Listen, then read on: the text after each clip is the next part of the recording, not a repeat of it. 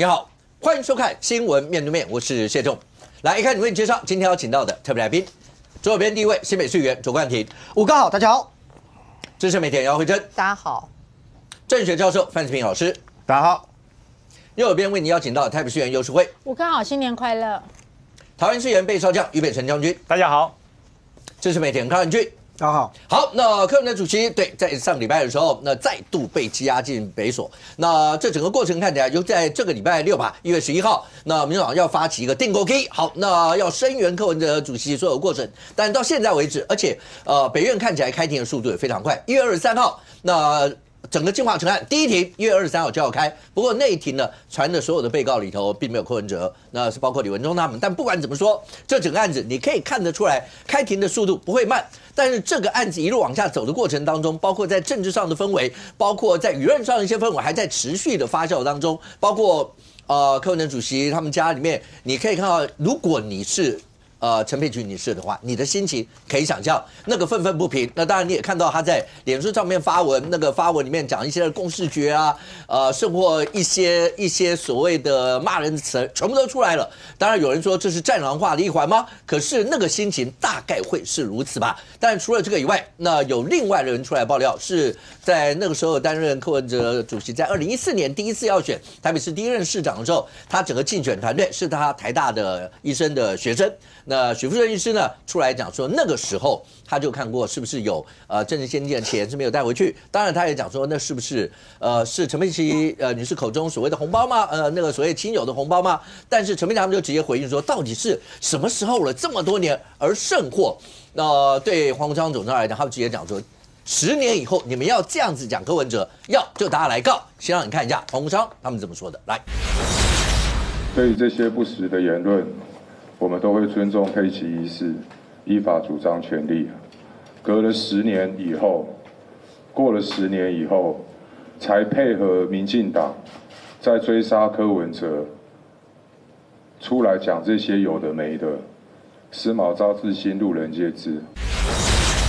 来，观点是好，一个是许富顺医师，另外一个是柯文哲在2014年那时候是担任他的募款的执行长吗？郑淑馨，好，那这两位跳出来，那郑淑馨是讲说他当时募的一些钱有直接给陈佩琪，是，所以如果照黄国昌总要讲的，像这些都是不实言论，一概都告了以后，大家上法庭讲吧。对，也只能这样讲啊。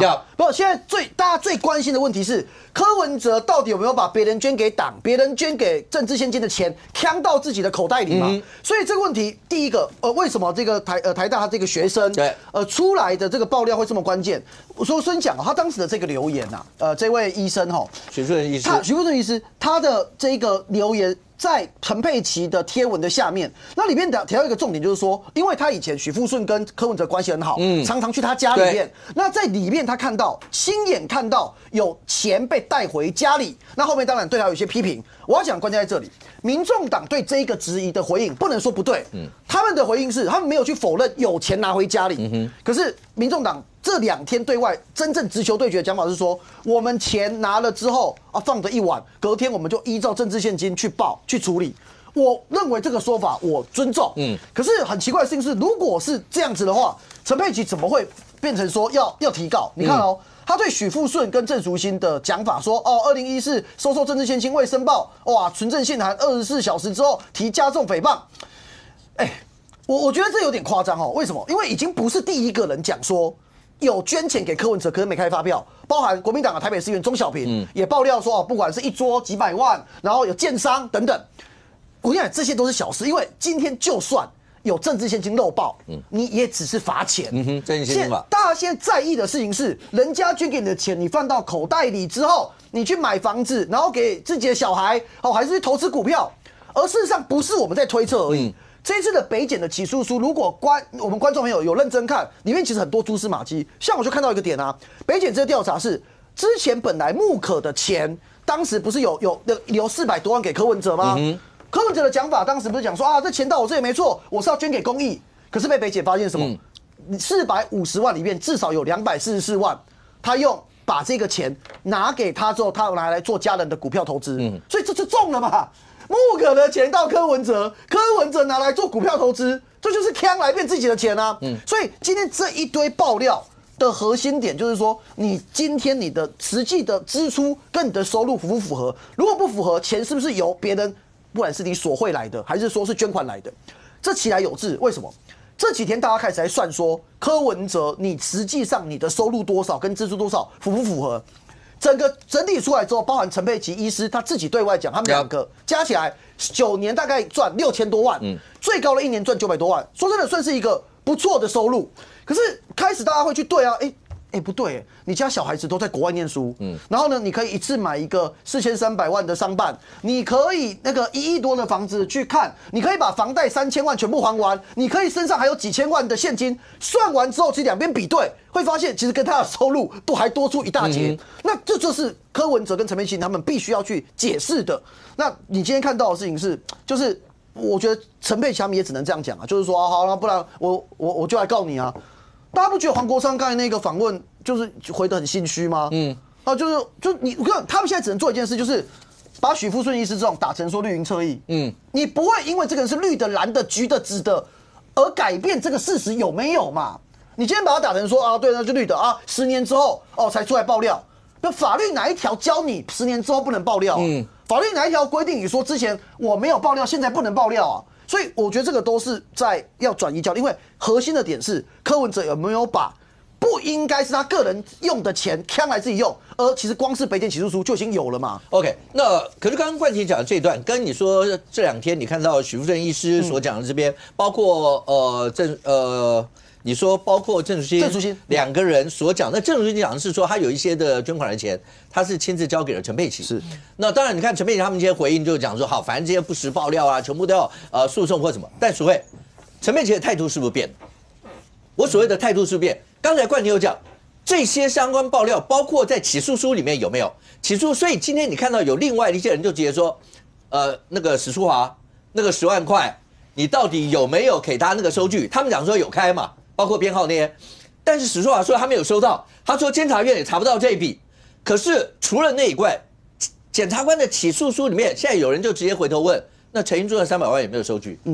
那另外谢国良他妈那200万有没有收据？所有这些大家就开始打成水滚上。可是我说陈佩琪的态度，从这几笔一直到现在，你看陈佩琪态度这一段，他直接说，侦查要遵守侦查不公开，什么都不能讲，起诉了。我们一样饱受不实的资讯攻击，难道司法可以不讲证据，案件不断，毫无人权，错误内容都不能澄清，只能挨打？够了，我不想再保持沉默了。他不要再保持沉默，而他现在用的方式就是没关系，你们讲了以后我就直接告，用这样的一些方式嘛。可是即便告，刚才讲许富正医师讲的那些，或是郑淑馨讲的那些，那告真的能够止分吗？第一个陈佩琪从来没有保持沉默。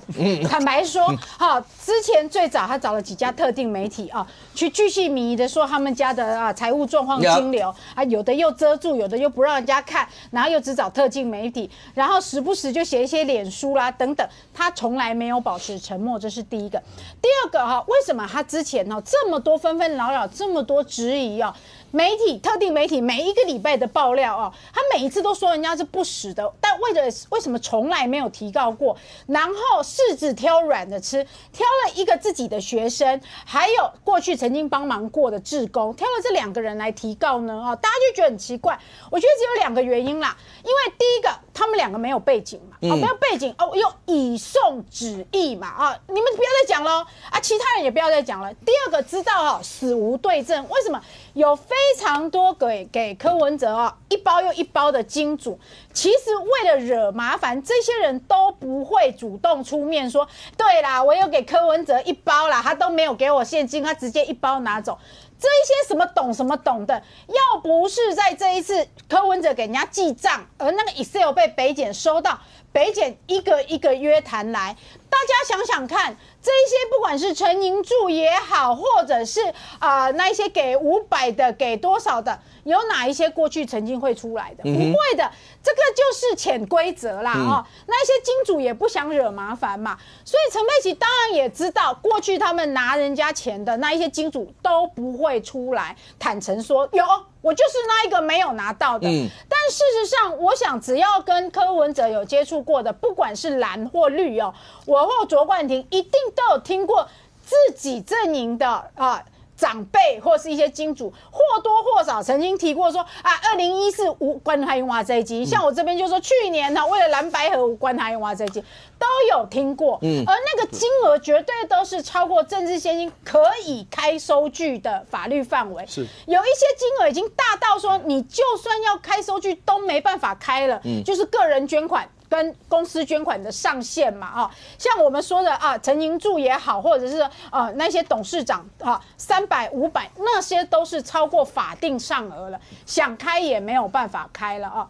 那史书华这个有一点乌龙啦，为什么史书华在网络上找不到？因为监察院没有把2014年的上网，18年之后才有所以史书华可能要直接去监察院问所以我想是这样子了民众党很擅长一件事，抓着一个小点不放，而不去看全局他们一直说市政不明、市政不明、市政薄弱，那个指的是1500，因为1500沈清金给钱的人不认嘛，他就去推翻全部说全部都是假的，是吗？但是那个 Excel 表格夯不啷当10几笔，其他的99都认了耶。你为什么不用99去证明这1是真的，而要用1去推翻那99呢？那这个也是，你说许富顺讲的是假的，哪有人直接给我们钱？有啊，刚刚不是讲了吗？2022年那些都是直接给你钱，你没有一张有申报的你没有一笔有申报的，而且现在那些钱很多都不知道去哪里了。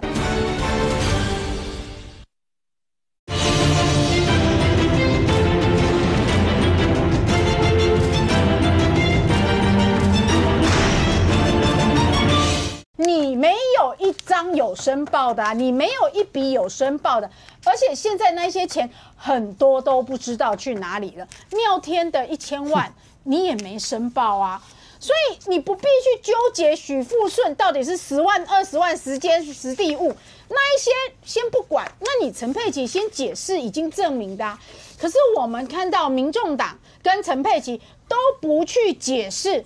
证实有的，他都假装没有那一些存在；证实有的，他都假装视而不见然后专门去挑那一些人家不认的，然后就说哪有哪有。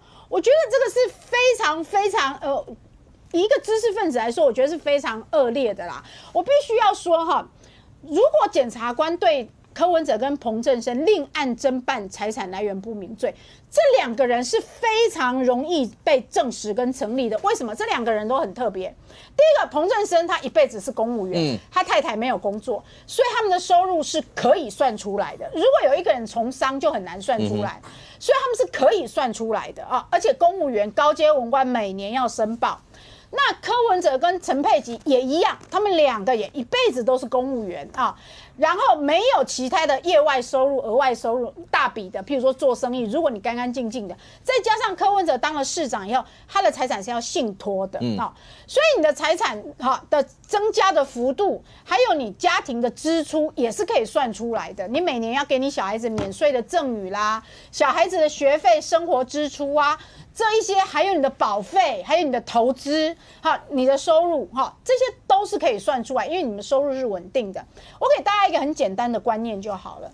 台北市长的收入大概比柯文哲在当台大医生兼这个什么急诊科主任的收入少30%。台北市长收入是少的不要以为是多的台北市长收入比这个他以前的工作收入少30%。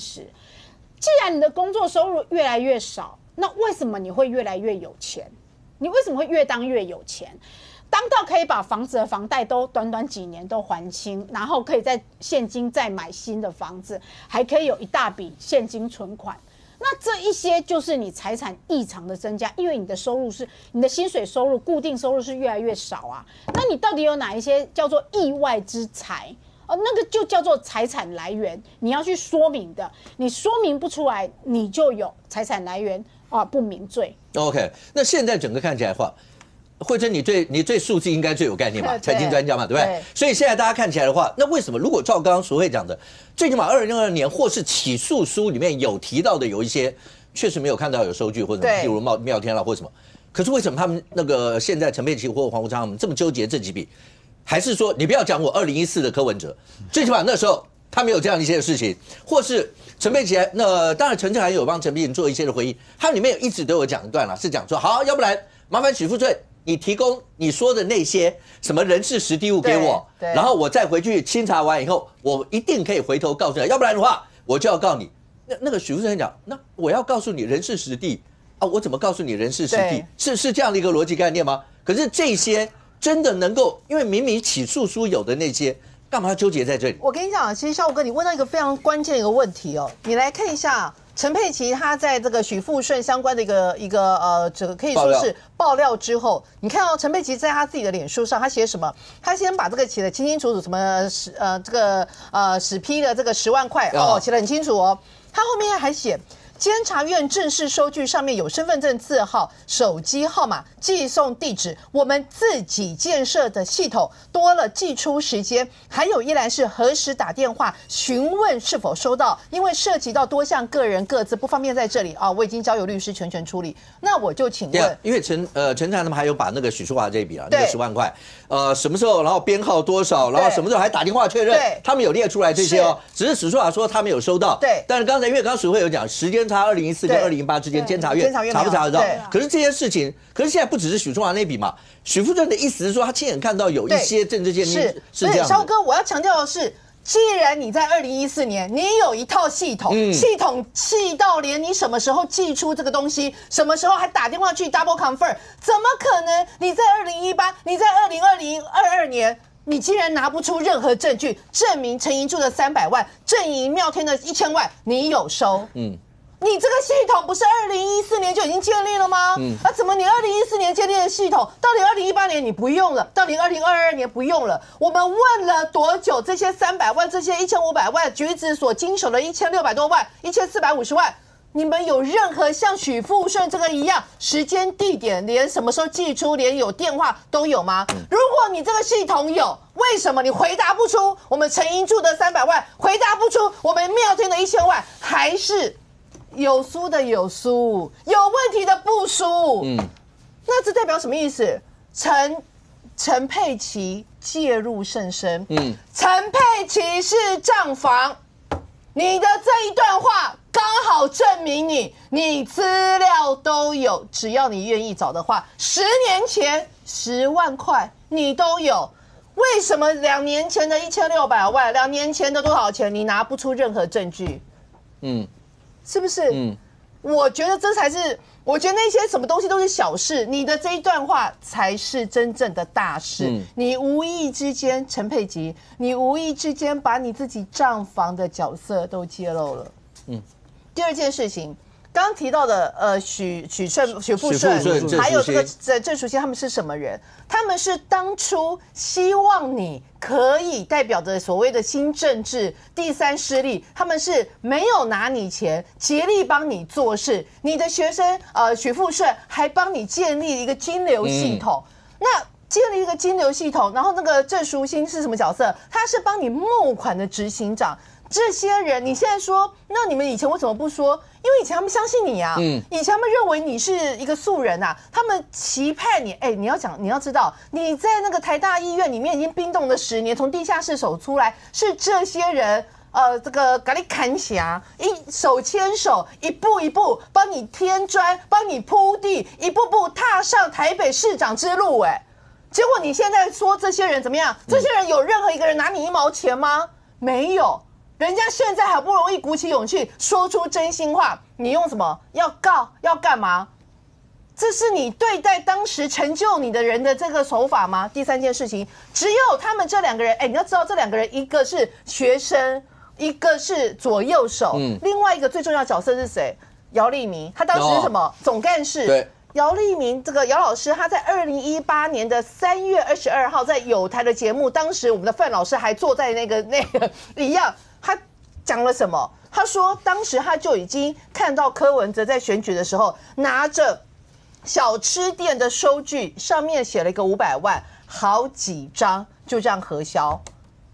他不是现在讲，他在2018年3月22号的时候，姚老师就讲，他说柯文哲的这个有点问题，他觉得他账有点问题。后来他又讲什么？柯文哲之后有人要拿一个150万现金要给他，他没有收。这代表什么意思？你身边当时2014年那一场战役里面最重要的几个角色，每一个人后来现在都跳出来说，你那时候账可能有问题。那你刚刚问到一个重点，为什么陈佩琪不告？为什么陈佩琪只告他们？很简单啊，我10年前看到一件事情，我觉得有问题，但是我当时是相信你的，我是帮你的，我是想要成就你的人，我有可能像是这样子从头到尾拍摄吗？当然不可能，为什么？因为我当时相信你啊，不是这样子吗？所以他们就咬定一件事情，他们没有证据，他们没有办法有证据证明他们说的这件事情。可是你不要忘了，他们没有收任何1毛钱，他们本身就是人证。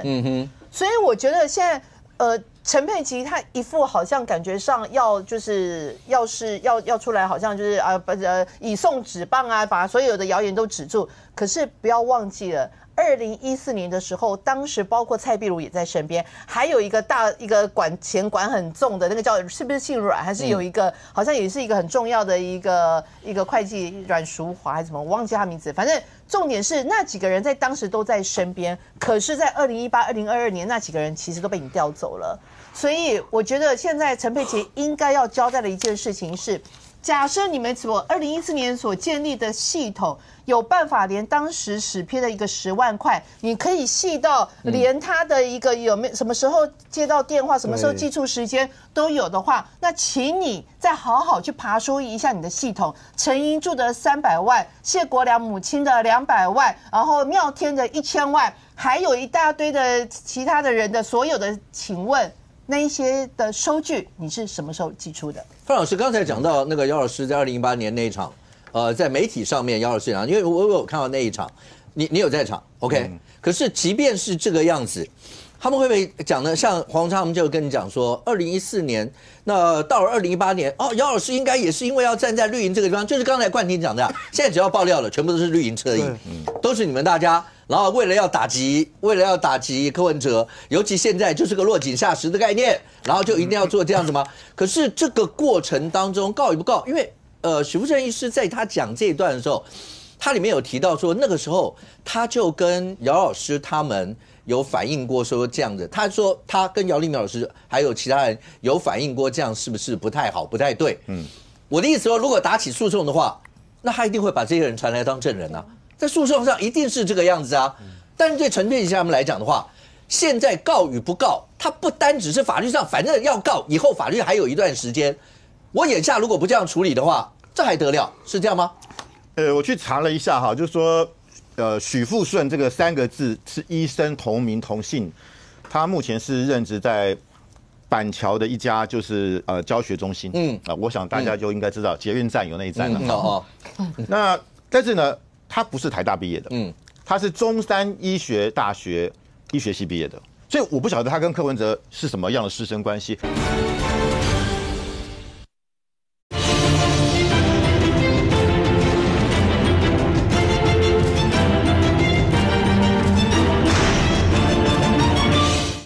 他不是台大毕业的，他是中山医学大学医学系毕业的。所以我不晓得他跟柯文哲是什么样的师生关系，我还特别去了国家图书馆，因为我们这个当老师的很无聊，就查那个博硕士论文，就研究生有没有人叫做许富顺？有，但是他是理工科类的，那我觉得不可能半导体的。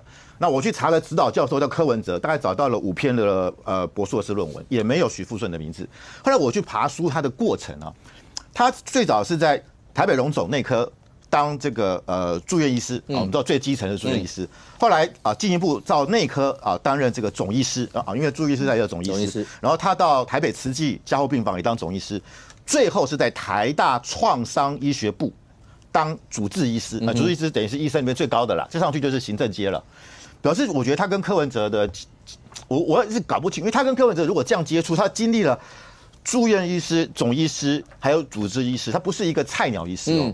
他等于在这个医学界，他已经经历了好几年的历练了。2014年那个时候是什么兵荒马乱？因为从太阳花学院之后，柯文哲一下蹦变成了这个等于民进党礼让的台北市长。那个时候的捐款是从真的如雪片般飞来，很多的医界，虽然我们知道柯文哲在医界人缘不好啦，但是还是有很多医界大佬对他寄予厚望，而且愿意帮他募款，所以真的募了很多钱。所以我觉得。这个许富顺讲的这个状况，我也不意外。可能有些从柯文哲的角度来讲，他给我钱，可是我没有入政治现金的账，他可能不认为那是政治现金啊，可能别人只是私下给我的这个支持而已啊。因为我不觉得他有那么，他对这个政治现金法有那么熟悉了，他可能觉得抖内我啊，私下拿给我，可能是拿牛皮纸袋给我，他也不要我开收据，是有很多企业家是这样子的，还有当时医学界，因为他也不想这样。老师，那跟新政治的概念不太一样。不一样啊，对啊，因为很多人，而且柯文哲还记得吗？2014年他有没有提早关照？提早关照，对啊，提早关照。我的意思是说，那时候提早关照，我们在节目也一直在讲说，柯文哲真的带领台湾进入一个新政治，你不会看到有人这样打选战的啦。但是这些事情的出来，好，那谁是谁非进了诉讼，当然到了法庭里面去讲清楚。可是刚才我问了一个重点是，如果像刚才慧珍讲的，如果2014年有这一套系统，那为什么会落入2018跟2022甚或在起诉书上面看得到这些？那淑慧刚就讲，那起诉书看到这几笔，那也把收据拿出来一下，那为什么会落入像这样？或是陈佩琪他们为什么在这个节骨眼这么在乎这几个人报的这个东西？因为讲白一点，好，我先讲，因为两边说法不一。就算以许富顺他们说法，那也不过是在现在所谓的政治现金项里面，再多加一笔或几笔没有收据的东西而已啊。那如果是陈佩琪讲的对，那就更不要讲了，对不对？那为什么他们这么在乎这个？胜或不惜要去告你或者什么？所以我刚刚讲，陈佩琪的态度是变了吗？自从柯文哲再被羁押以后，他的人生开始跟以前不一样了。我现在就以战止战，你们再来啊！他是因为没有想到能不能告检察官，我告诉你，搞不好检察官如果可以，他也告啊。我觉得因为许富顺跟这个郑淑馨啊，都是核心的核心啊。因为我觉得柯文哲其实在医界也没有什么朋友。我觉得许富顺可能跟他的关系，他可能去台大当这个主治医师，他可能跟他学一些，例如说叶克膜的东西，所以他尊称陈佩琪为师母嘛。其实以他的身份，他没有必要叫陈佩琪师母啊。就因为他们没有那么大的悬殊的那个年纪或者是这个地位的差异啦，但是他可能很尊敬他，很尊敬柯文哲。那柯文哲也觉得这个许医师不错啊，信得过，才能够进家里嘛。我认为柯文哲也不是说谁都可以进家里。当然，所以我觉得那个是进程的进程，而且郑淑馨是管钱的。所以郑淑馨很知道。我觉得就是对于陈佩琪来讲，你说什么陈志涵啊？我觉得他们都很外围啊，什么徐府啊，搞不好都还没进去他家过嘞，就是只是党部，就是等于是党部嘛，或者市政府而已嘛，这个叫进程，甚至叫加成，就像橘子一样，那个是不一样的信赖感，就他会做这么激烈的反应，因为我们常觉得何必呢？10年前的事情，何必这个时候还要去计较这个东西？可是，但他们的说法是10年前的事情，你在这个节骨眼，柯文哲都已经再被羁押了，你们这时候出来讲干嘛？他们的想法是这样。对。可是你的想法也是啊，那10年前你在乎这一笔吗？就像淑慧讲，要不要先把那几笔解释完以后，大家现在对那几笔恐怕比这几笔要来的有兴趣。可是我觉得陈佩琪会很在乎这一件事情，那是代表说。如果这2个人讲的是真的，那代表柯文哲从2014年开始，他的人设就是骗人的，都是假的。因为他从2014年开始就开始拿钱回家了。OK， 因为我觉得他在乎这个样子。我真的听过一位也是我们主持人，媒体主持人，他当初也非常支持柯文哲。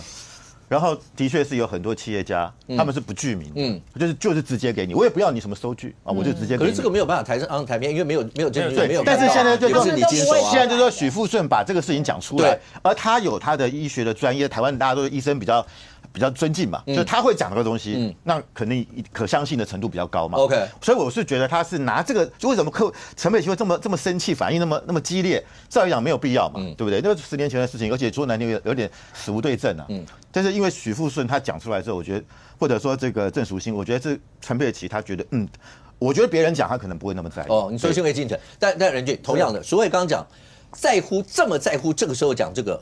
淑慧的解读是因为那表示柯文哲从2014年的人设从头都是歪的，不是后来你还记得吗？歪的。这一阵子从8月一直到现在，我们中间过程曾经讨论过，每个来宾有讲过，你觉得柯文哲从什么时候那个人设开始变了？有人说是从2018内战，因为当跟民进党分开以后打内战险胜3000以后，他突然发现不能再这么清高的高调去从事政治了，他也许也要接受一些所谓的。政治现实的一些，有人是这样解读，可是淑慧的意思说，如果从这些人讲，假设是真，因为反正陈佩琪告了嘛，那到最后看法院怎么论。那假设是真，那表示柯文哲是从2014开始嘛？郑淑馨讲的为什么他们要告？因为郑淑馨是说2014那时候他是募款执行长，他说他钱都倾交给陈佩琪，所以等于是把陈佩琪也扯到这个里头来，是不是也是因为这样，他也不得不告？然后陈之汉，那当然郑淑馨好了，郑淑馨又提了另外一点，这点我们大家不用浪费时间，好不好？谁吃什么东西我不在乎 ，OK？ 可是。我觉得陈志涵要回这一段的原因是因为郑淑馨讲说柯文哲被羁押那天，你跑到那高档的餐厅日本料理包厢去吃，陈志涵就直接说他根本没有去，而且他手上都还留有他在哪里吃饭的证据，他直接说有本事你给我拿出来，他就一定告到底 ，OK？谁吃什么，反正两边讲的是这样。可是陈志涵是要拿这个地方，其实我觉得陈志涵如果要就直接把他不在那个地方，他在其他地方吃饭拿出来，就直接告诉大家的推论是郑淑馨连这个事情都可以乱讲，那更何况。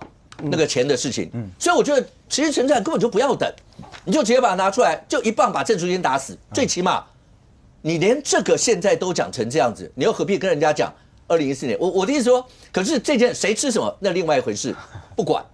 但是这件事情呢，因为如果照郑淑馨的说法，是连陈佩琪都有经手过这些，这是为什么要告的原因吗？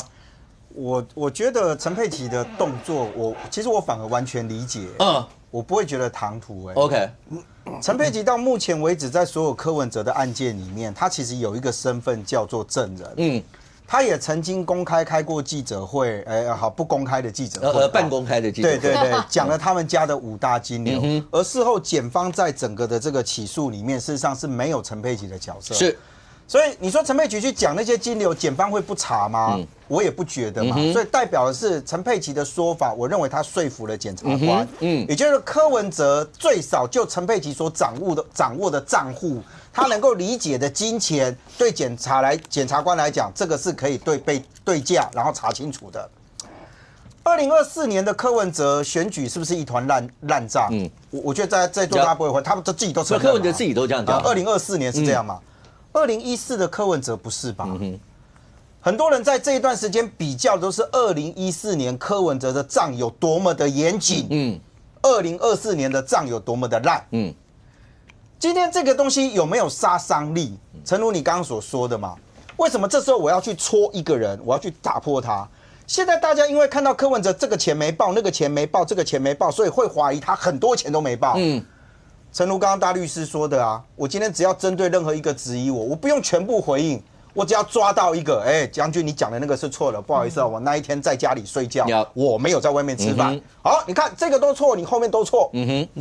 我认为他当然有这样的一个目的的存在，可是你说这些人对他的杀伤力是什么？老实讲啊，陈佩琪他们今天去出示那个说，不好意思，我有登录，而且我有编号。就史书华那一块，这很好查啦。不管你有没有上网啊，我讲实话，除非你的登录错了嘛，因为我们现在的系统真的是方便啊，在座大家选过啊，反正你只要 key 进去，东西就跑出来，编号通通都有，上下联通通都有，你就给他嘛可是他们的杀伤力来自于是这些人都是在当时跟柯文哲最亲近的人。一个说我帮你弄金流系统，一个说我是帮你负责募款的人这两个都是实质上会处理的钱，不是只有我一个人的钱，不是我今天康仁俊捐给谁，而是所有捐给要将军的。我举个例子啊，全部要捐给将军的这些人，系统是我，全部要捐给将军的募款是我。他们两个有一个身份在后面，是我不是只负责许淑华那个不好意思，早班扣你自己的呢。你的物件给用动掉啊！你他妈有干无？你说你没收到，人家其实只要单据，监察院一定也会问啦那一块其实对比会完全不同。所以你说陈佩琪为什么要急着赶快在这个阶段里面，花那么多的时间？我讲，不好意思，我讲比较白一点你们2024的账都查不出来。2014那一笔那个史书华的，你加后锤，对，还没有电脑嘞，拎锤加劲。2024你们申报的账到现在为止还有很多，到底账是怎么样也搞不清楚，你们怎么找不出来？史书华那个你就赶快找，你已经花了非常多的人力下去查这笔账嘛。所以我就讲，就是说，当今天这一些人出来突破的，是告诉你讲说，不是其实2014年的时候，其实柯文哲的状态不太一样。陈佩琪，你好不容易从那一个5大金流里面脱身，现在突然扯了一个不对哦，柯文哲有拿你们的钱，是你还有经手这些钱。我跟你讲哦，就说钱有没有放到口袋，我真的讲，在造势场合里面或者知热情是给你，你不放口袋放哪里？合理吧？合理吧？重点是你有没有拿回去之后重新做申报，把它登录进去。对，差别只有这个。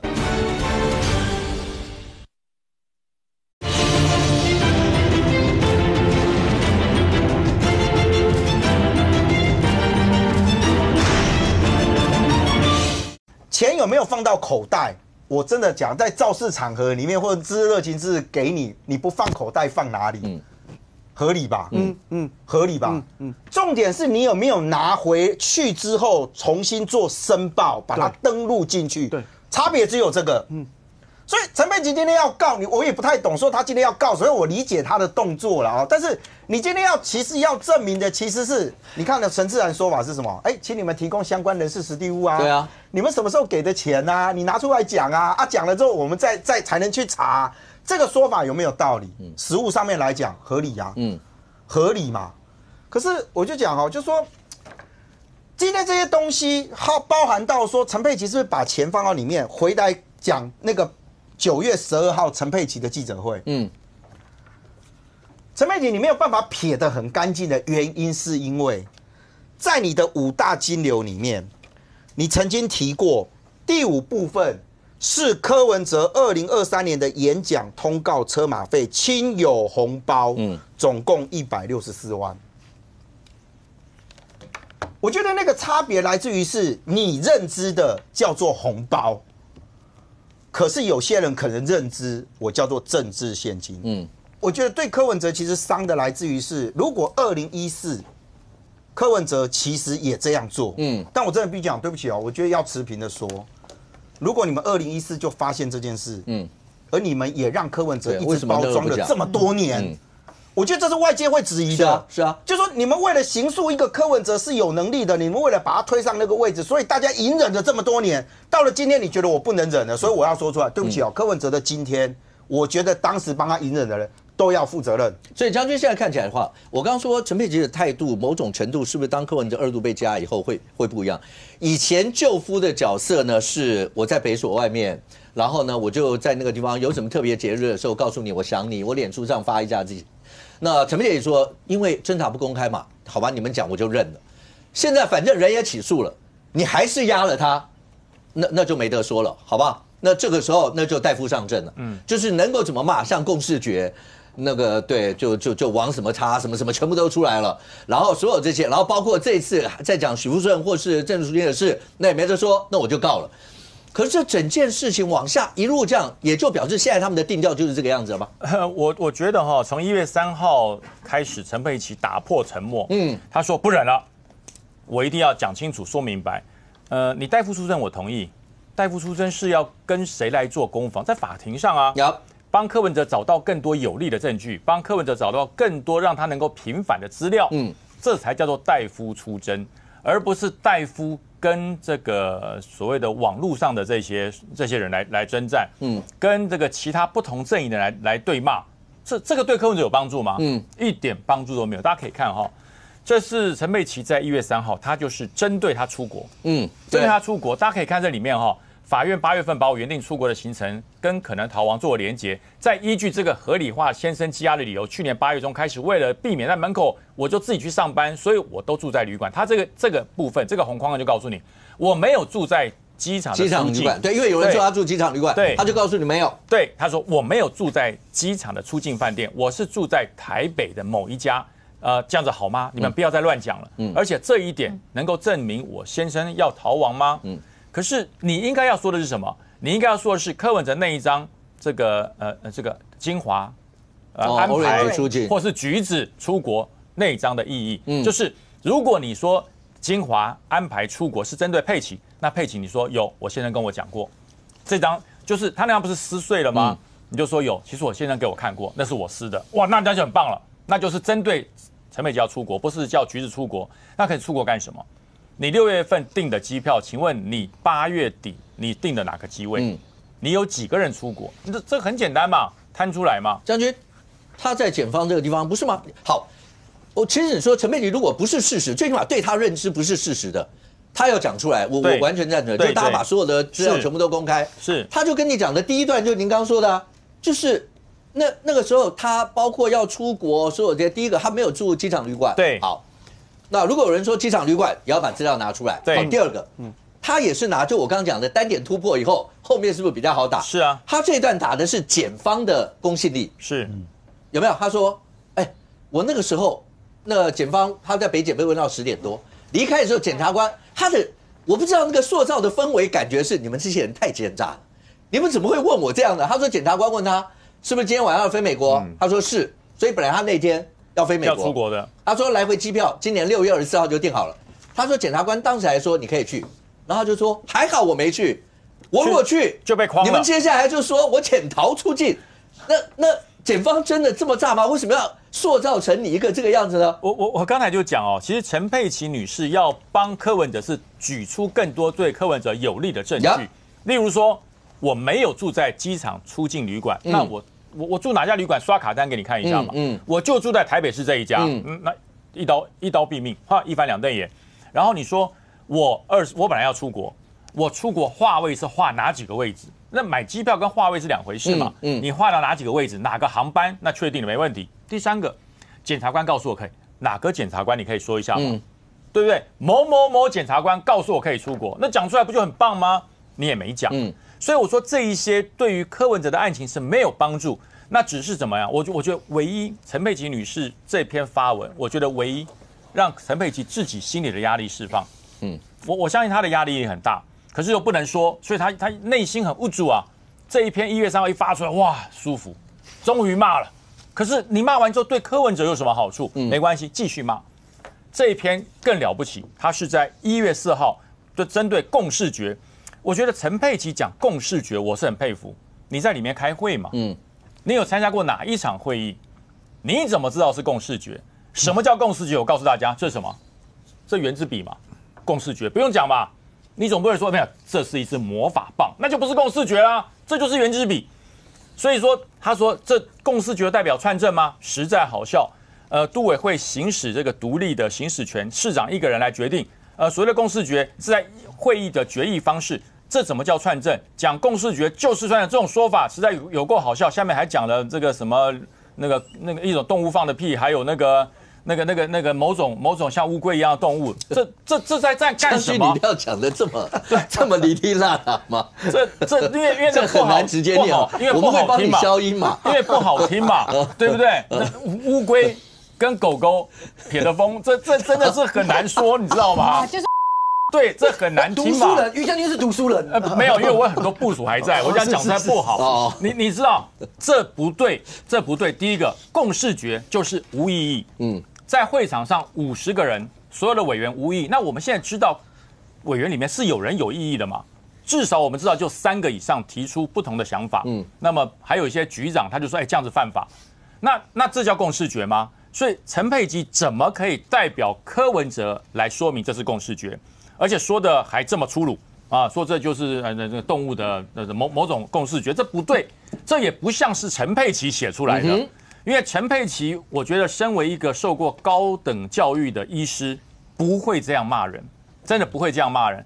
这样骂人真的像战狼的口吻。对。那可是为什么要这样做？我告诉大家，要帮谁脱罪？要帮谁脱罪？这个共识决如果可以帮柯文哲脱罪，或者帮柯文哲洗刷冤屈，柯文哲不会被羁押。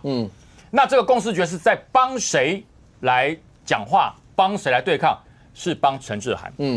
因为陈志涵在整个柯文哲1月2号晚上被押的那张裁定书里面出现了陈志涵跟串供相关的字眼，那么被蔡壁如拿出来跟陈志涵对骂嘛，那这时候谁需要火力？陈志涵需要火力，所以才会用了陈佩琪的脸书来讲了这一篇，就告诉大家我没有错，陈志涵没有错，是蔡壁如害的。所以这一篇不像陈佩琪写的，还骂了脏话。另外，最后我要讲一件事哈，就是陈佩琪用了这么多的脸书，最后讲到说为什么对于2014这个许富顺跟郑淑馨的这个事情这么在意。现在柯文哲，大家相信他2018清廉吗？好，相信2024清廉吗？我告诉你，大家打上问号。可是大家本来认为他2014是很棒的，2014他是提早关账，清清楚楚不贪财。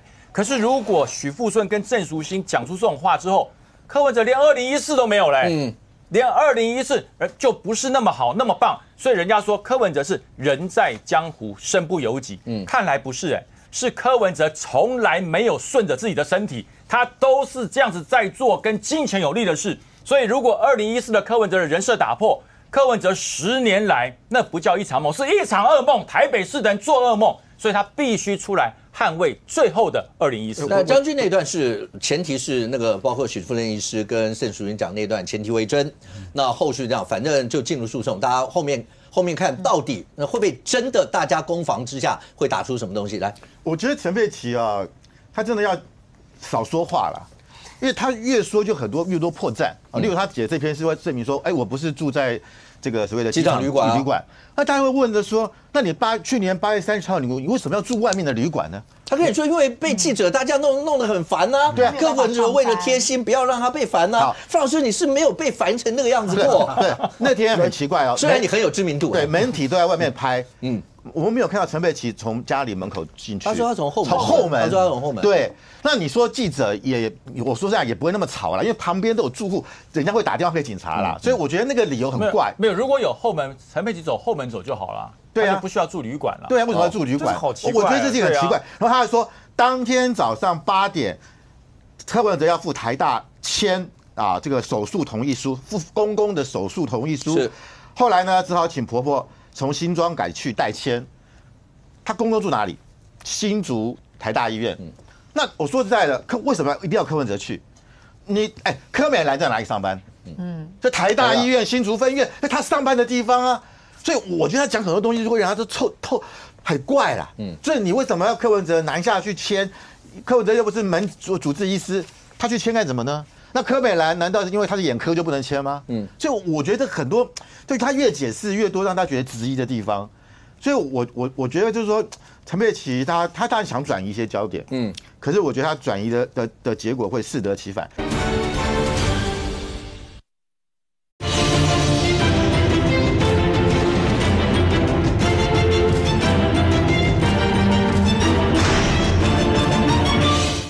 所以我觉得就是说，陈佩琪他当然想转移一些焦点，可是我觉得他转移的结果会适得其反，而且他意思是说，他那天不是被北检问到10点多，刚于将军讲的嘛，他说检察官问他说你是否经管赴美，说你可以去，你收到约谈通知书，一定有检察官的名字，那你为什么不敢讲出来？你怕什么？你怕检察官告你吗？所以他讲这些东西，就是他要证明就是说，你看第一个我没有住机场饭店第二个检察官是希望我走的哦，他是信赖的我哦，他认为我没有这个脱逃的意思啊，他甚至还刚才说了，预祝你一路顺风啊，旅途愉快。没有，他后面那段如果你加进去，他就说还好我没走。对，如果我走，你们肯定就说我潜逃。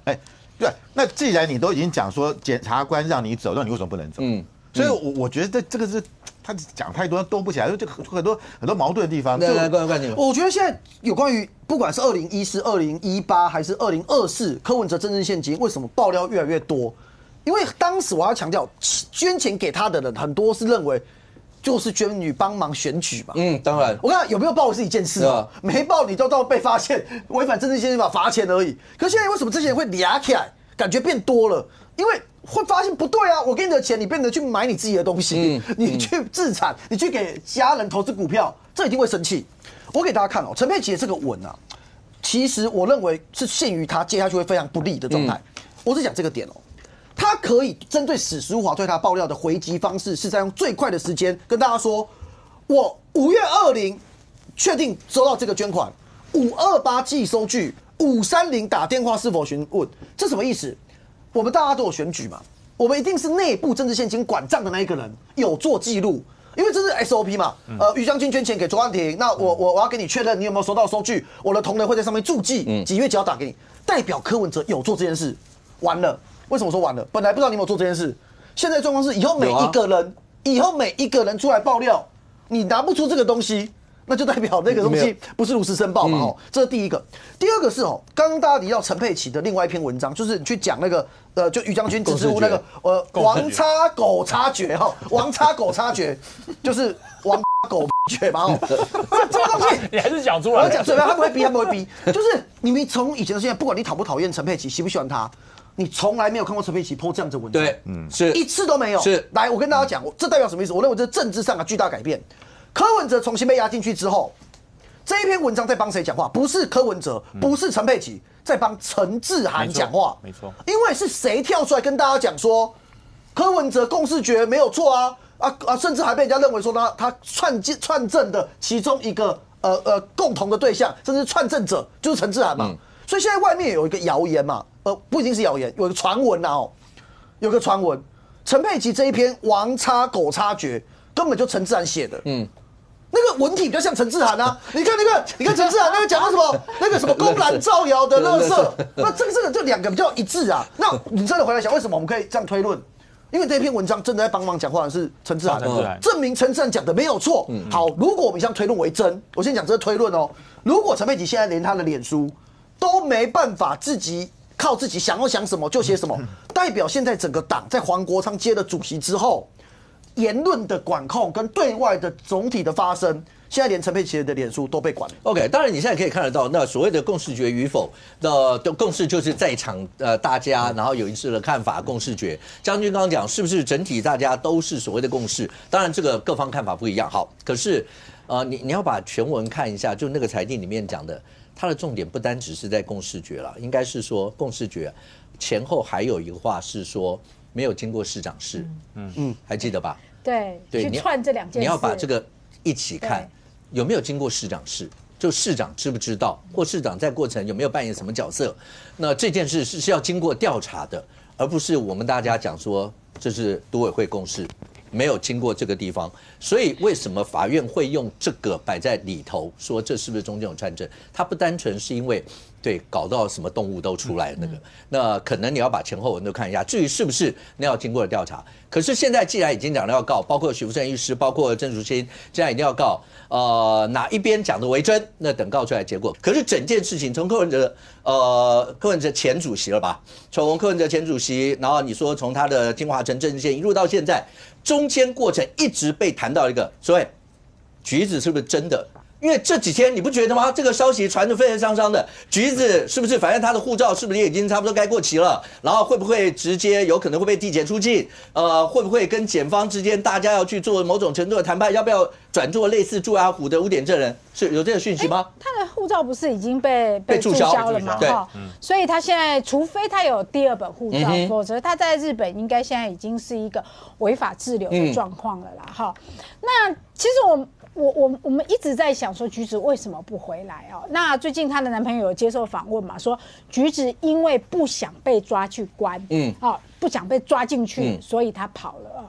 那就很奇怪啦，是谁告诉橘子他一定会被抓？等一下，可是橘子他们这段回答我不懂，来说，说不想被问，这个时间不对。他说橘子是因为橘子在8月29号凌晨就出国。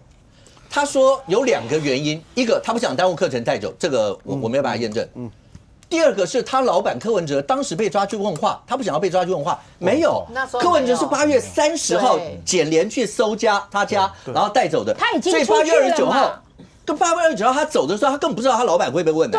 对，为什么？他已经被抓。对，所以这个时间点是不对的。不对的，所以你可以知道一个时间。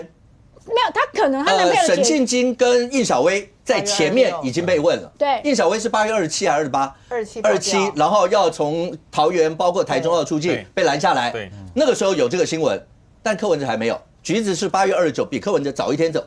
所以只能说，为什么橘子不回来，是因为他不想被抓去问话，而不能说橘子是因为不想被抓去问话所以跑，因为橘子是先跑的嘛，先出国的哈。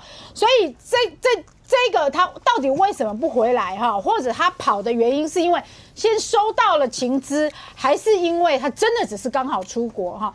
但我听到柯文哲的这个辩方律师曾经在庭上问检察官说，橘子怎么可能先知道？柯文哲怎么会先知道检方呢？可是当然先知道啊，因为沈庆金有收到传唤嘛，这个传唤通知是要他9月初去当证人嘛。而在那个时候，如果大家回过头去看那个时候的新闻，大概从8月开始。北检就开始密集的去约谈，不管是都委会的委员，或者是台北市政府的公务员。所以如果你是沈庆金，你是柯文哲，立马咱要问啊，熊尾嘛写问到立马这个主要的都是摆在最后，所以这个是大概可以预期得到。所以那个柯文哲的律师讲那个话也太内行人说外行话了。好啦，那谁让橘子不敢回来？坦白说，我们现在听到这里橘子在我们议会的调查小组里面从来没有出现过，所以我以前根本不知道有这号人物，因为他不可能去影响到金华城案的容积许可跟审查，他就是柯文哲的一个随行秘书，他也没有参与公文的审核会议的进行，他完全都没有我们也问了公务员公务员里面也甚至很多人不知道他是谁，只知道市长旁边有一个像小男生的随行秘书。好啦，所以你说他图利或者是他收贿，除非他有另外收沈庆金的钱，否则的话他应该是没有违背职务图利这个的可能这是第一个。那第二个，如果他的角色是我柯文哲，人家还紧柯文哲太重了，那么大包，总不可能市长扛着那个钱，然后交给我旁边的随行秘书说，那个徐子莹拿着帮我送去给谁，帮我送去给谁。这个角色说真的，吴哥你也是律师，罪有多重？这个比诈骗集团的车手的罪都还要轻。诈骗集团的车手还可能有参与一下这个犯罪，打电话说你真的这样，他可能连这个都没有，就是跟着老板旁边，老板叫他把这个行李箱送去给谁，把这一袋送去给谁他就是个快递的工作除非他还有参与洗钱调度，否则的话我真的很难想象说他的刑责有多重。但是到底为什么他不敢回来呢？到底为什么？是不是有人给他错误的讯息？你不能回来，你回来会很惨，你会被抓进去什么？所以这一个小女生不敢回来所以这是第一个可能嘛，恐吓证人嘛，不让她回来嘛。我合理的怀疑，要不然的话，我30几岁，我要被通缉40年，然后在海外。除非我海外有巨额的资产，对，然后在日本过得爽歪歪的，日本比台湾好玩多了，否则的话，我永远就在海外流浪，当一个这个罪犯、逃亡犯，我何必呢？要不然就是像当年那个黄芳燕，是不是？我有巨额的资产。要不然我为什么要出去呢？第一个这是这个，然后第二个就是有人吓他嘛，他才宁可在外面逃亡，也不敢回来，因为觉得回来会很惨但是我要告诉橘子，真的没有很惨五哥是律师你回来把话讲清楚，因为对橘子现在对北检的角色叫做目击证人时间证人，你曾经拿过妙天给的钱嘛柯文哲承认了嘛？你也曾经拿过陈某某给的300万嘛，帮忙去运送嘛，所以你有没有也拿过沈给的钱？因为柯唯一带去逃出影园的人就是你嘛。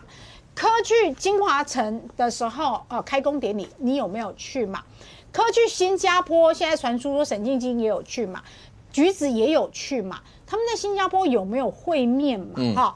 所以这一些都是北检需要橘子回来说清楚的。我坦白说啦，我说句公道话，不止北检需要橘子，难道你柯文哲不需要橘子回来证明你的清白吗？你假设你都没有，那橘子为什么不回来证明你的清白呢？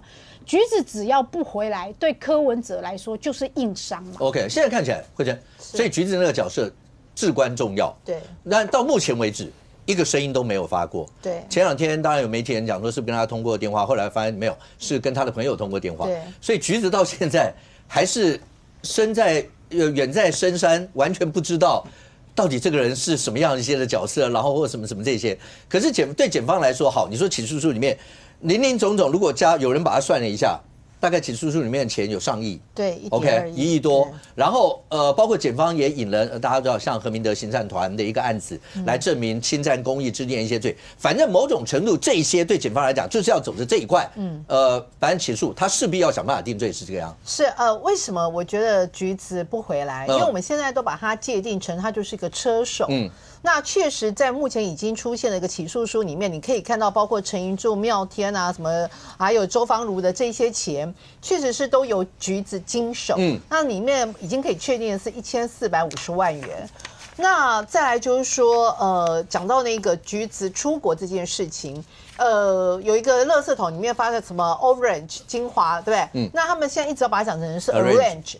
那好，我们就来讲，假设倘若真的是 arrange， 检调去搜索那个垃圾桶是8月29号、30号左右，30对30号左右。那个他是在办公室，我记得是在办公室里面的。那再来，陈佩琪他说他本来就已经定好了，之前就定好了，是6月底定。我不知道，难道柯文哲办公室的垃圾桶是从6月底到8月从来没有倒过垃圾吗？不然怎么可能？你要他 arrange 出国，一定是之前嘛，我要 arrange 你出国，所以你才订机票嘛。那你才订机票之后之后2个月之后才被搜索嘛？怎么可能2个月搜索会搜索到2个月之前 arrange 你出国的事情？所以我觉得那个根本是鬼扯。从时间序来讲，我觉得那个就是鬼扯。那再来就是为什么在当下事件要爆发之后，他第一个反应是要 orange 出国，而且是写得很清楚是精华。刚刚讲到6个证人出来讲的事情，没有是精华城的，没有精华城。为什么他的那张纸条特别写精华 orange 出国？所以代表你那时候本来那6个其实都是最多叫政治现金的那些嘛，不管哪些1000的啦、300的啦这些，对，所以一定有一个东西跟精华有关系，然后叫 orange 要出国，所以这个3个重点才会成立。不然你就是 orange 出国就好啊。那现在目前讲出来的也没有一个是跟精华有关啊，1500万好像也不是跟他有关啊。目前不知道某实地，我是不知道在哪里。但是当你的字条写精华 orange 出国，一定会有一个精华的角色，总不可能橘子住在精华酒店吧？所以对不对？所以一定，我觉得那好，再来第二件事，我其实坦白讲，我不认为橘子是单纯的车手，为什么？陈佩琪。大家还记得吗？8月26号去年的时候，他发文8月23号发文，我有没有去看晚风徐徐？我有没有去看房子？有啊，商办。我有没有去看小宅？有啊，我儿子柯富瑶要结婚所以我买了什么要给他换房？有没有？都有。但是他当时没有说他有买房，是3天之后被林延凤直接打脸，用地籍资料8月26号说4300万的商办。你已经买了。那我现在问一句话，如果他可以捧着4300万的现金换成是阿北喜欢的样子，就是房子的样子，那小宅有没有买？那个柯富瑶的新婚房有没有买？虽然柯富瑶好像到圣诞节还在跟人家玩配对，所以我是不知道他的对象是谁。这代表什么意思？他的钱我们现在可以知道有一大笔钱，因为财产来源不明罪要办嘛。我们现在知道的是其中有4300万换成是商办的房子样子，我们不知道的是有没有更多的钱换成是小宅的样子，换成是什么的样子，只是目前为止还没有被找到而已。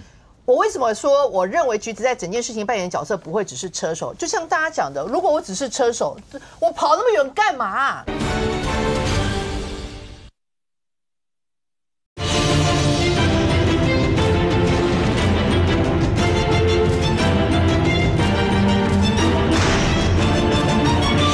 我为什么说我认为橘子在整件事情扮演的角色不会只是车手？就像大家讲的，如果我只是车手，我跑那么远干嘛？你30年的老朋友李文忠都认罪了，我橘子干嘛跟你在那边？谁吸毒代表什么意思？他涉入甚深。这所有事情让我想到一个，因为我在弄公益信托跟财团法人基金会，所以众望这个是我踢爆的，大家要记清楚。而且这个是唯一罪证确凿，没有含扣的空间的。某时地物全部都有，你把它都含扣，连你到底给了哪6个人、7个人，周瑜修可能犯法，因为在你那个11月2号成立众望基金会的时候，你还是社会局局长，你怎么可以左手核准这一个法人基金会的成立，右手变成这个法人基金会的执行长还是什么的？所以我觉得这也有点问题。那回到大家记不记得5月10号左右去买了4300万房子，智瑶公司5月15号成立，他的那个橘子的妈叫杜什么？杜桂花还杜月什么花？反正橘子的妈，她有一个基金会，一个公益信托也变动过。我大胆假设，我现在只是大胆假设，我认为在那一段时间里面，他们同时买了好几个房子。现在查到只有一个，其他的还没查到。那这个其他所有查到房子，是不是跟橘子妈他们的那个土地租赁？因为他们那个公益信，他们不是公益信托，他们是自益，他们有一个信托，他们那个信托是杜翠玉，杜翠玉的这个信托是可以从事这个土地租赁啊，对。所以如果从头到尾都跟你杜翠玉没关系，你们莫名其妙那个时间点去变动那个干嘛？所以我觉得所有时间点都在5月左右有一些动，杜翠玉的一个信托的资料被动，然后柯富瑶的制窑公司成立，然后房子也是这个时候买，然后还记不记得这个橘子的男朋友他说他证实橘子曾经说过，在5月到7月还几月间，陈佩琪曾经跟柯文哲因为现金太多的事情，6000万到3亿吵架，全部都是在那个时间点。对，可是你刚刚讲那一段，就是他们的那个信托公益有没有跟这有关系？我个人觉得检方一定会查，这一块检方一定会摆在里面查。那我不认为他会把这一块漏掉啊，他查完并没有把这个摆在他那个里头啊。但是检方也没把财产来源不明罪放在这里面，后面现在是在另案了。对，所以我的意思是，会会不会现在查是收钱的部分，财产处理的部分是后案，所以现在才讲到财产来源不明罪。目前为止，那个陈佩琪曾经在公布过，这是四叉猫讲的。公布9年的他们整个所有资料，对，什么2015 735万，然后2016 751万，2017 629万，反正总共9000多好像没有，总共6393万，6393万。我现在就请问一下，请问你原本这个9年来你的夫妻俩所有收入6393万情况之下，你怎么捧着现金4300万去买商办？虽然他说是7000万的那个，就选举的那个，我现在就帮你算进来。你的7000万的选举补助款里面，扣掉4300万是那个捧着现金买，然后3000万是买就付房贷，好，付完房贷，小孩子念书，3个小孩子在国外那么多年，我想他不让他2、3千万跑不掉，就算你再一个3000万好了，这样已经多少？这样已经超过1亿了。还有交保3000万，本来说是那个黄国昌代垫，现在听说也还他了，总共1.3亿。那请问一下，刚刚讲的6393万的现金是你们自己夫妻俩赚的，7000多万是你的所谓的这个选举补助款的，那你们家现在该负债啊？怎么可能？好像源源不绝，你家有聚宝盆，你知道吧？每天戳那个宝盆，然后钱就一直长出来，一直长出来。去哪里有这么好的聚宝盆？不告诉我们，也来买一个。所以换句话说，你财产来源不明，你是完全没有办法说清楚。但是我认为陈佩琪说得清楚，按照这个系统。他一定有账。OK， 在整个所有的刚才论述的过程当中，这些你看检方起诉书的一些相关内容，但即便检方的起诉书也要到了法院以后，经过包括检辩之间，大家我跟你讲，那经过交互诘问，所有东西都可以问得出来，从被告、证人所有那些，那每个交互诘问几乎扒一层皮，就是大家把所有东西正的问、反的问。你问完我问，所有那些，那1月23号就要开始第一次的开庭，往后开庭应该不会拖太久。大家可以看得到，在这整个最后法院的看法，最后到底会是怎么样？要等到最后判决确定才知道有没有罪。但是政治上的氛围，观众我接着问定购机，对，1月11号，对，你就为什么在这时候要发起这么大一个定购机？那国民党现在的态度好像朱主席后来没有说要去，就你们的公职人员自由参加嘛，对不对？坦白说，我完全没有听到这个相关。我知道有这个活动，我也知道朱主席有声援，但是党中央要声援朱主席的声援，但党中央没有给我什么样的指示。对，然后我觉得我好像反而好像是一个话外人士，但因为我们明天国民党议会党团因为要针对总预算案有一个党团大会啦，党团大会所有议员哈，那看有没有那个讨论一下这件事，对台北市党部有没有要我们干嘛？但对我们台北市议员来说哈，如果是挺司法的程序正义，这件事没有问题。但你不可能叫我们去挺个案、挺金华城案、挺个人嘛？那我们怎么追讨容积奖励啊？今天我都已经，等一下我就要跟台北市政府讨论金华城案要怎么处理，他们要来跟我讨论，因为我是召集人，容积要不要追回来？要怎么讨回来啊？对啊，因为我是召集人嘛。你现在跟我讲说不用讨回来，我们要挺这个案子，那不可能嘛，100亿耶！OK， 对，我先讲白再讲蓝啦哈，就是这个定勾机啊，先不讨论它中文用词不对啊，定勾机1挑1啊，先绕一堆人呢，这个有问题以外，关键是黄国昌担任代理主席，这个是他担任之后的第一场最重要的活动。所以我说真的，这个对黄国昌来讲，你过去半年甚至1年的时间，有哪一场柯文哲当主席时期的活动像这一次一样，黄国昌卖力成这样？黄国昌是把这所有他的能量可以吹到什么程度？基本上这一场就是要吹到底。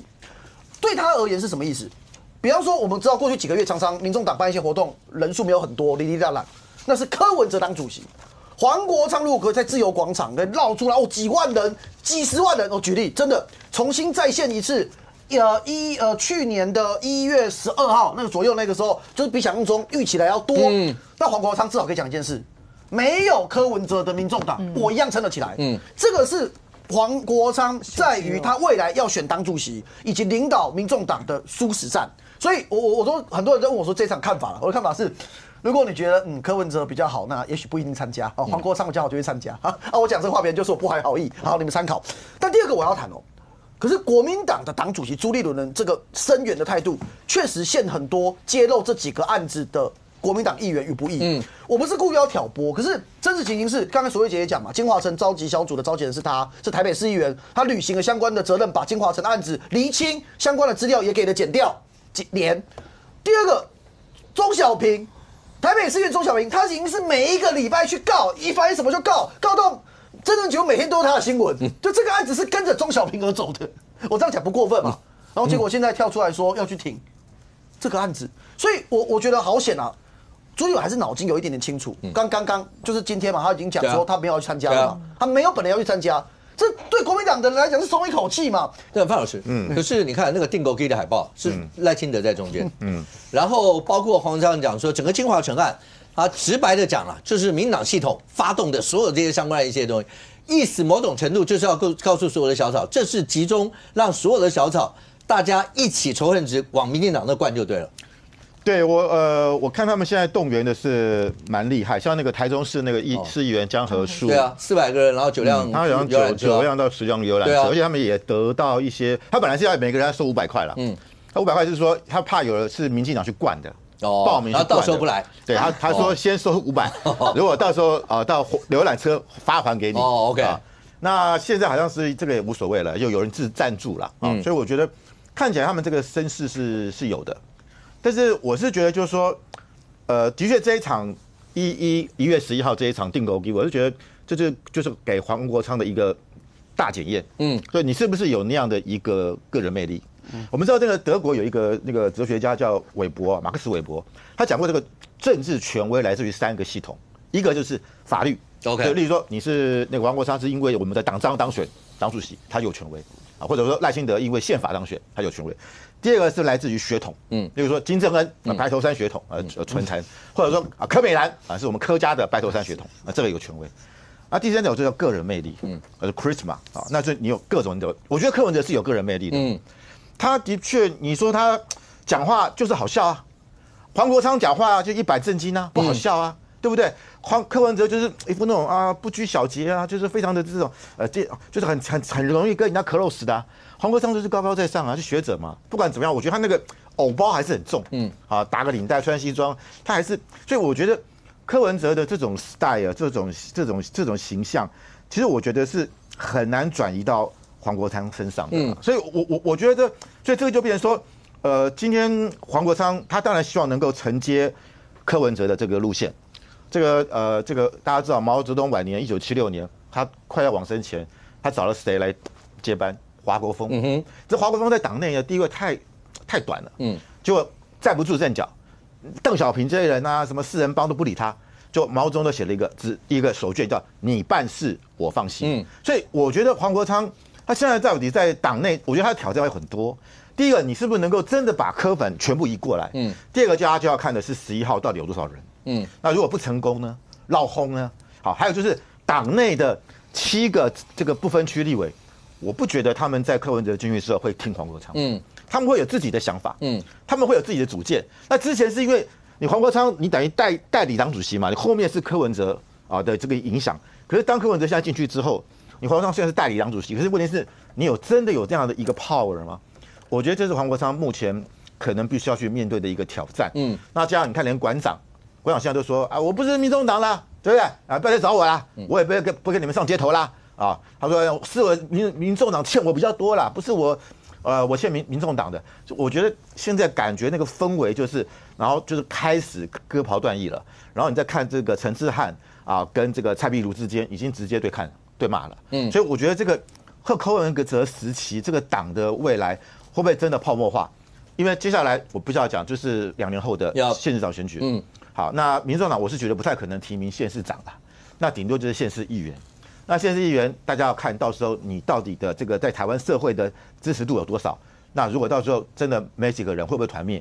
我觉得这是指日可待的。OK， 当然你说像柯文哲的律师，像郑轩律师，媒体上有报道，他已经在包括在真人，然后包括最好是有刑事常才的啦这些对。长期抗战刚开始，没错，所有的检方起诉不代表有罪，那到法院去大家认证，即便一审判也不代表有罪，要看最后的定验。可是这场仗显然1月23号正式开打，以后，那各方把所有东西全部都认证出来，你可以想象得出来，在每次开庭的时候，一定都会有很多的媒体朋友啦，包括各方支持者，因为那都是公开庭，好不好？那一定都会有很多人去，然后希望亲眼见证的这一场的那个诉讼，未来往下到底会怎么样？好，那除了这个以外，对国内政坛来讲的话，任俊是那柯总召直接喊双罢，包括然后解散国会，然后包括韩国，今天韩国院长在主持朝野协商的时候，对啊，你知道他的个性就喜欢自我幽默嘛，是，他就直接说请大家给面子，这搞不好是他最后一次主持朝野协商，因为马上就要被罢免了啊，那请大家给面子。我就说，可是老柯为什么在这时候会喊出这个？而且现在看起来有41个，民团是有点名41个人，对不对？是。41个国民党的委员就全部不分区啊？对啊，区域啊，就区域都被点进去啊，对啊。我觉得民进党现在在做的这个操作，我觉得如果既然要走罢免，那就是全面开战。我认为就是全面开战，因为它需要一个能够凝聚起来的，就是全国来一次，就跟选举一样，只是这次罢免，即使不见得能够成功，即使不见得能够成功。因为你如果从几个民调来看，民众是不是完完全全那么支持全国大罢免？因为之前震传媒做的这个民调是就去年底的时候做的民调，你可以看到，基本上不赞成的是多过于赞成的，有46.3%的民众在受调里面基本上是不赞成的。蓝白阵营的大概大部分会是这里。你如果来看，就是说，在这个阵营里面，事实上，你说像国民党是不赞成嘛？因为国民党被喊罢免的多嘛。那你看民众党本身，它虽然没有区域嘛，他们也是不赞成，只有民进党基本上赞成啊。所以民进党内部对于就是说国会的这件事情，我觉得是有一些想法。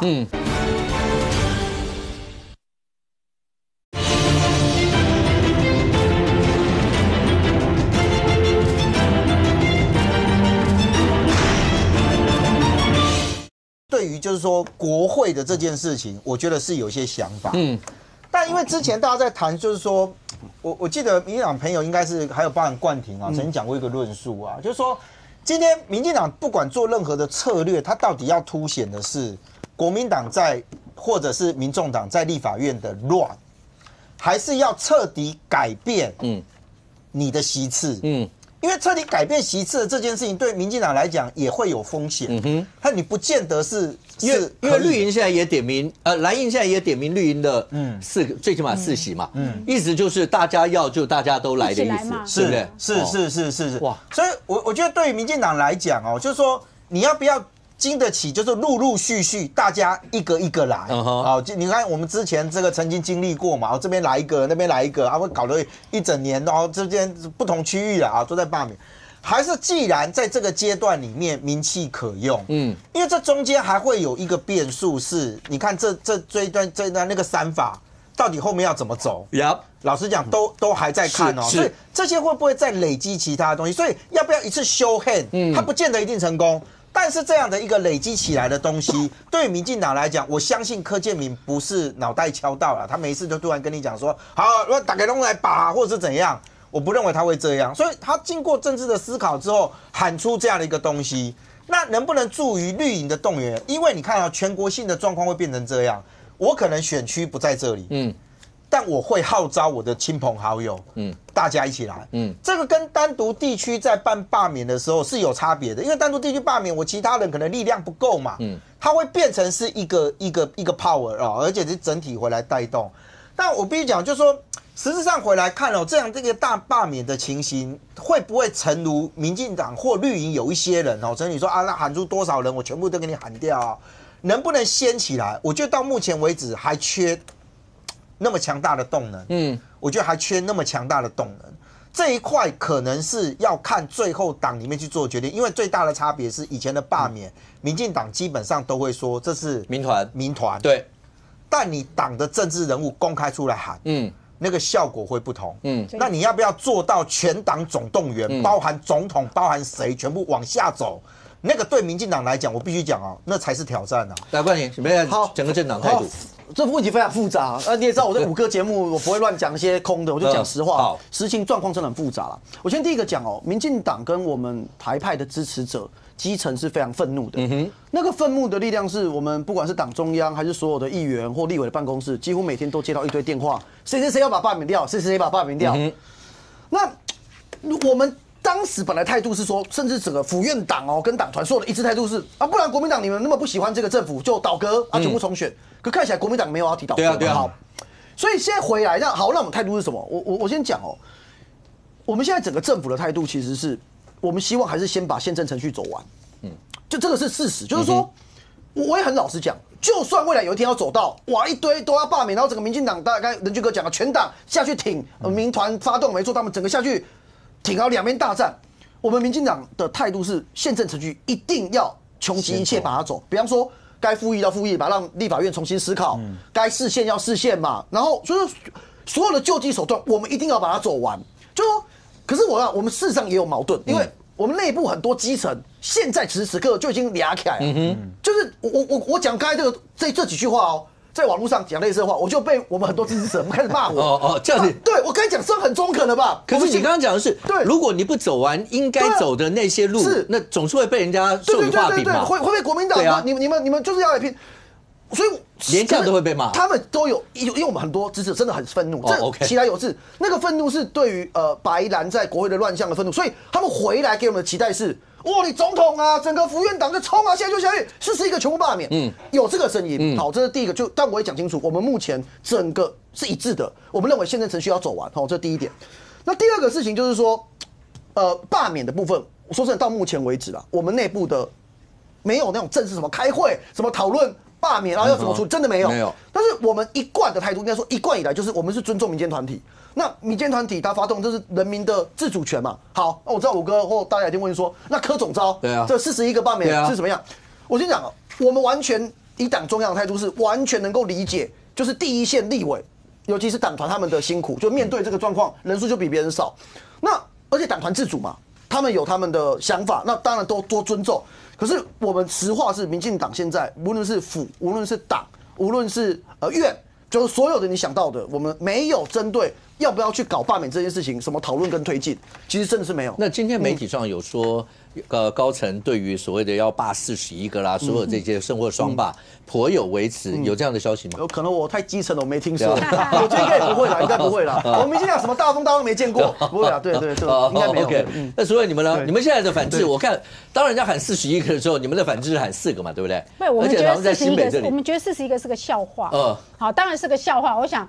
冠廷也不敢说要罢41个，就是个笑话了哈。不过我记得应该几个月前吧，我的对面坐的是那个林俊炫委员，我就跟他讲说，大罢免这个东西啊，不是只有民进党能提，国民党也能提，蓝绿两党一定都有能力哈，通过1%、10%、25%，只要集结都有能力哈。如果你们真的想罢免徐巧芯的话，徐巧芯虽然是民进党仇恨值很高，但他是蓝营支持度很高的一个这个政治人物嘛。你在松信罢免徐巧芯，那蓝营的支持者就会要求在每一个选区都要罢免民进党的立法委员嘛。所以现在就民进党到底是不是要按照柯总召讲的要双罢啊？这个罢韩国瑜是一个笑话，因为要2/3的立法委员同意嘛，这显然是不可能嘛，那就算是民众党全部去支持民进党都不可能，对哈。那所以这个是柯建铭的第一个笑话。第二个笑话，双罢41席，那你就提吧，那就去提吧。就算不修改选罢法哈，不用身份证影本，那就去提嘛，对啊。将军，讨论这次有没有大罢免时代，是不是某种程度把柯文哲、金华城这些案子也要拉进来看？因为刚刚淑慧讲。当黄国昌直接喊说跟国民党合作是天经地义的，这时候你就要把这整个所有的氛围全部摆在一起看吗？对，其实黄国昌很多人说是1月11号这一团是要决定他是黄国昌还是白国昌的关键一役啊。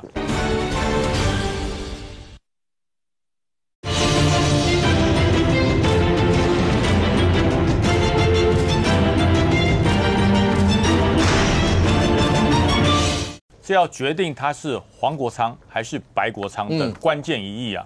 大家可以知道，其实黄国昌在以前在时代力量的时候，他有讲过，他说：“我告诉你，在野阵营我最看不起的就是中国国民党。”这是他说的。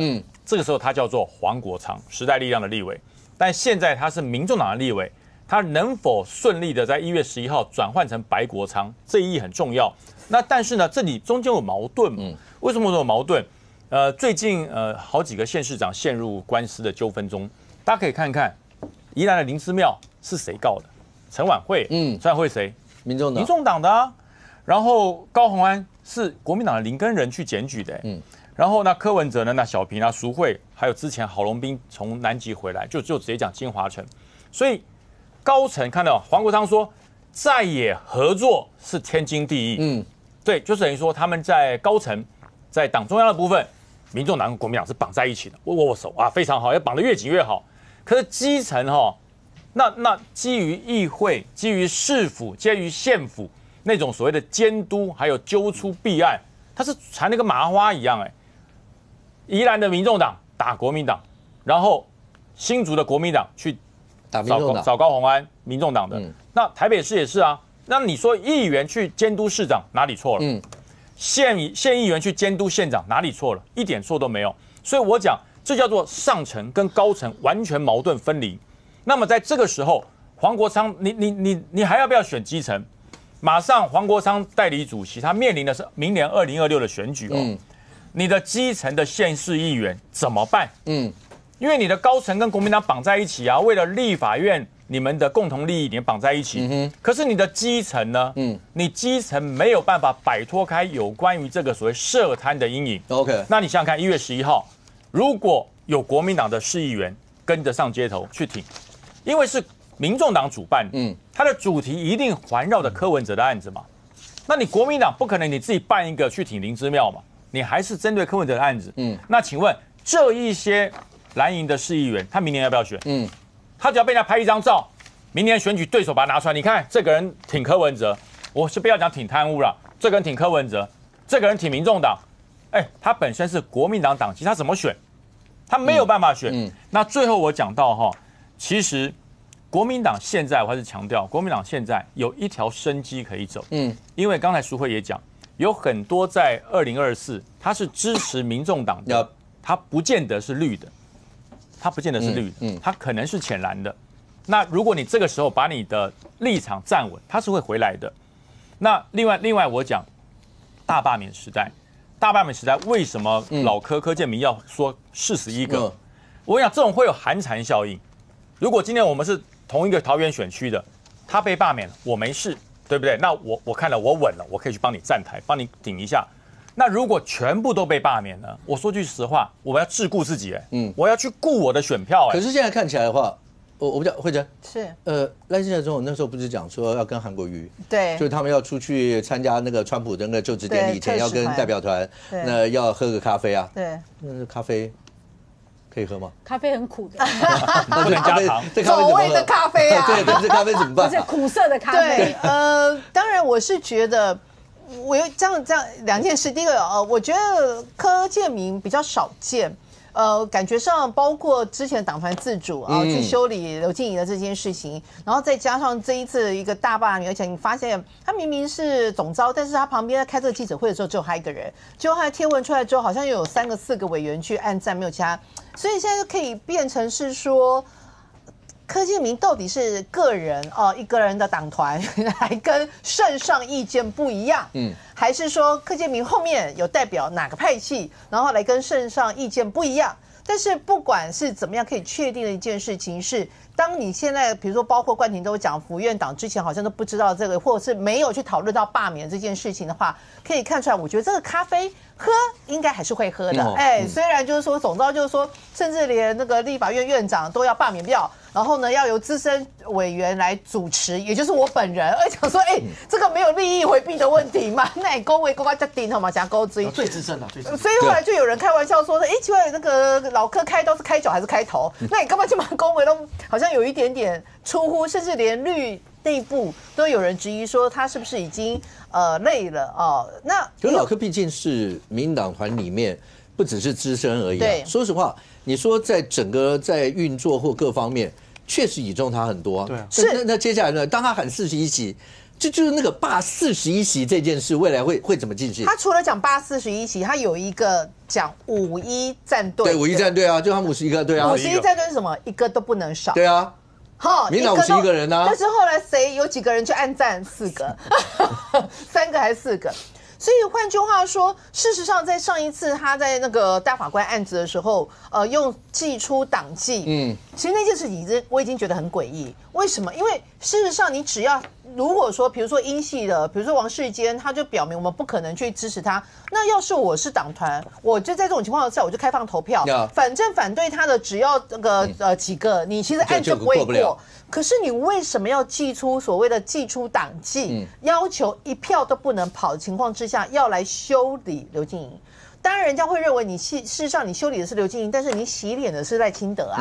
所以有人就把这一个柯建铭近日的种种的举措，以所谓的党团自主之名，但事实上是不是有在跟执政党中央，也就是赖清德的领导的政府，有表出我跟你不同路的一个姿态？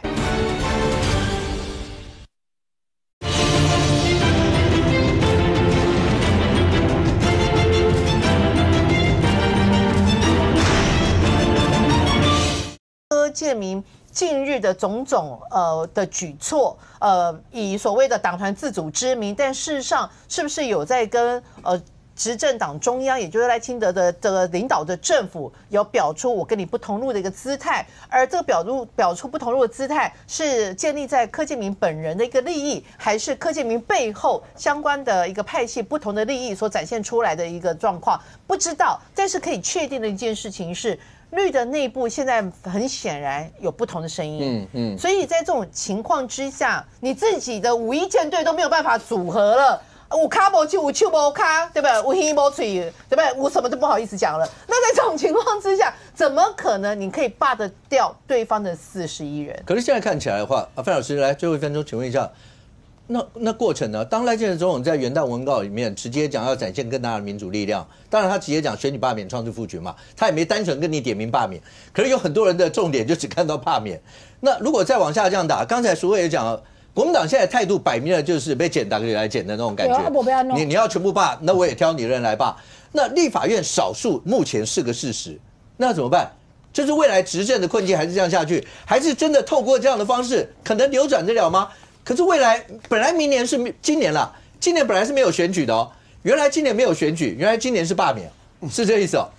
其实我这2个礼拜我有接触到很多这个所谓的发动罢免的民团，他们的确都是跟政治无关系的，起码我接触的，有些已经当阿嬷了啊，而且很多是军公教，过去不太支持民进党的，那甚至有什么老师的什么，就是那个组成的确就是他们真的是对政治很生嫩的。那我觉得民进党现在很尴尬的是，他能够阻止吗？他不能阻止。其实我觉得这个柯建铭讲这个东西是不够聪明，因为任何的罢免这个东西绝对不能由政党去推动的，它就变成蓝绿对决了嘛。你看整个罢成功的韩国瑜被罢掉了，韩国瑜那个绝对不是民进党去推动，一定是有公民团体嘛，他要保持跟民进党的距离。你说像陈柏惟被罢掉，那他也不可能一定是国民党嘛，就有一个，所以我觉得由政党去推动它可能性其实是很低的啦。那我觉得现在就会是说树欲静而风不止了。我觉得现在已经变成这个欲罢不能啊，这个遍地开花。我本来以为傅昆萁没有花莲不可能罢，我今天遇到一个花莲来的，他要罢傅昆萁。网络上面有看到。对，而且他们这2天在花莲的几个那个市场，他们做1小时快闪，效果还不错，还蛮多，而且大部分是年轻人。所以我觉得这个东西变成说，这就是一个，我觉得就是变相的解散国会。就是反正大家来罢要看，当然国民党可能也会透过他们的团体来罢。对啊，那到时候就这才是定勾机啦。就大家都来罢嘛。那看哪个党的支持者，他的这个他的这个所谓的他的素质或他们的团结能力更强。我觉得这是比照2个党的支持者的 DNA。民进党的支持者，他们你看这样，为什么他觉得柯文哲这个案子为什么吵到现在还在政论节目还在吵？其实我不认为蓝的人关心柯文哲，是绿的。就过去支持过他的人，仇恨值很深啊，追杀。所以我觉得绿营支持者他们的想法，其实我刚才冠廷也讲，其实很多绿的支持者是他们真的想罢。民进党也不能压下来啊。那现在那当然这引发就是蓝的人，那就看谁的动员能力强嘛。所以我觉得那就是一场就是互相就是像这个说互相对撞。看情况如何。所以今年真的会有这个情况出现。那结果如果说到最后还是打到原形，那表示这些罢团他们的想法是不对的。但如果真的很多蓝的被罢掉了这个叶元之被罢掉了，然后改选了，你干嘛一定要挑叶元之讲？他可能性比较大了。那这些东西就会变成说，其实会变整个政局会改变，因为民进党现在只少输1席嘛，国民党现在的席次是多赢1席，所以很容易可能整个改变。如果说罢掉3个，改选3个，那变成民进党是最大党。他如果能够结合民众党的少数人，那就整个政局就改变了。所以我会觉得目前来讲，没有人能够阻止这一场互相对撞。那目前来看，这个东西可能已经很难改变。但是我必须要劝告民团，就是说，你们现在这样子遍地开花，当然现在很激情啊，而且士气如虹，可是第一关很容易过。有没有就1发嘛？1发，那如果第2关没过，那这个就是共尾戏也看。更短尾啦，是这样子啦，所以我真的就觉得说要谨慎啊，因为还是要理性去做科学的分析。如果说好，你今天台中6席全部都罢，那一定会利多倍分嘛。那你到最后，你如果说你的联署达不到第2关很勉强，我觉得这些罢团要好好思考，我们是要把力气用在有可能上面。不过现在看起来的话，那火车对撞真的是已经难以避免的一件事了吗？离2月1号时间算一算，其实时间往下过，再过个年回来以后，等到过年回来以后，会发现都是遍地开花吗？蓝绿2大阵营真的大家就是破罐破摔，会一路这样往下走到底了吗？赖总统会不会发动包括院纪调解啦，或各方面，或是党主席对党主席之间有任何一些谈事情的一些的空间？不知道。可是未来政坛看起来似乎不是朗朗晴天的感觉，看起来未来会不会腥风血雨？我们大家就等着看看未来各党的政治人物到底要怎么样用智慧来处理这些事了。非常谢谢现场所有来宾，也非常谢谢观众您的收看，新闻面对面，我们明天见，拜拜。